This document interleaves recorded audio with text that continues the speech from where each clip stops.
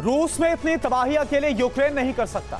ऐसे में रूस ने नेटो को फिर से चेतावनी दी है कि हमले का गंभीर परिणाम नेटो देशों को भी भुगतना पड़ेगा। रूस का दावा है कि जितने विध्वंसक हथियारों से हमले किए गए वो यूक्रेन नहीं बना सकता। अब सवाल ये उठता है कि यूक्रेन के पास ये हथियार कैसे आए? क्या इसे नेटो ने सीक्रेटली भेजा या फिर खुद नेटो इंजीनियर्स ने यूक्रेन में उनको तैयार किया? आखिर क्या है पूरा सच और कौन से वो तबाही मचाने वाले हथियार हैं? इस एक्सक्लूसिव रिपोर्ट में आप जानिए। तरकीब कोई भी हो, बस रूस तबाह होना चाहिए। अब नेटो का यही मंसूबा है। कोल्ड वॉर में रूस खंड खंड कर दिया गया। अब नेटो रूस का संपूर्ण विनाश चाहता है और इसके लिए उसने यूक्रेन को हथियार बनाया है। यानी नाम यूक्रेन का और काम नेटो का।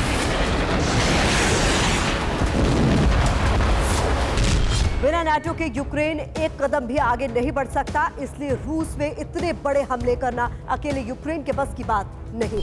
रूस में घुसकर हमले करना, सैन्य ठिकानों पर भारी तबाही मचाने से इस बात का अंदेशा बढ़ गया है कि यूक्रेन को नेटो से विध्वंसक हथियार मिल चुके हैं। ये अलग बात है, नेटो इसका खुलासा नहीं करना चाहता और ना ही ज़ेलेंस्की इस बारे में कुछ बोल रहे हैं, क्योंकि अगर इससे मान लिया जाता है तो रूस को नेटो देशों पर हमला करने का मौका मिल जाएगा।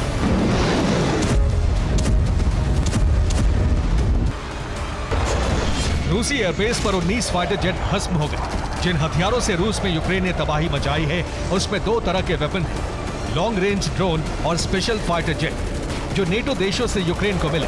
ये ऑपरेशन को अंजाम देकर सुरक्षित लौट भी आए। हालांकि रूसी सैन्य ठिकानों और ऑयल संयंत्रों पर हमले के बारे में पेंटागन ने किसी तरह की जानकारी होने से इनकार किया है। अब रूस पलटवार कर रहा है, यूक्रेन से बदला लेने के लिए बेचैन है। इस बीच जर्मन न्यूज़पेपर बिल्ड के दावे ने क्रेमलिन की नींद उड़ा दी।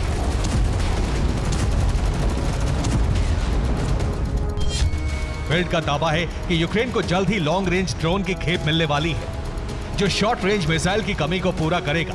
ड्रोन की रेंज 2500 किलोमीटर बताई जा रही है, जो बेलगोरोद से लेकर आर्कटिक में मौजूद रूसी मिलिट्री बेस तक में तबाही मचा सकता है। इनकी खासियत है कि ये ड्रोन बम भी गिरा सकते हैं और शॉर्ट रेंज मिसाइल से भी हमले कर सकते हैं। इसके अलावा ये कामिकाजी अटैक भी करने में माहिर है।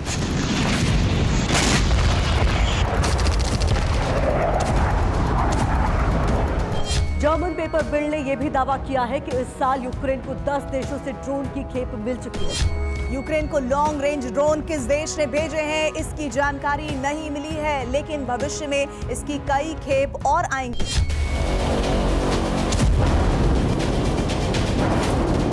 जिनके दम पर रूस में कोहराम जारी रह सकता है। हालांकि खुद कीव ने भी एक ऐसा ड्रोन तैयार किया है जिसकी रेंज 3300 किलोमीटर बताई जा रही है, जिसे नाम दिया है सुकोल 300,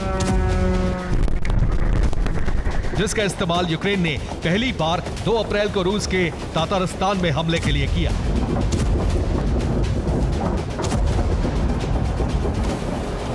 कहा यह भी जा रहा है कि इस तरह के ड्रोन नेटो की तरफ से यूक्रेन पहुंचाए जा रहे हैं, जिन्हें बिना किसी प्रोडक्ट या ब्रांड नेम के यूक्रेन अलग अलग पार्ट में भेज रहा है।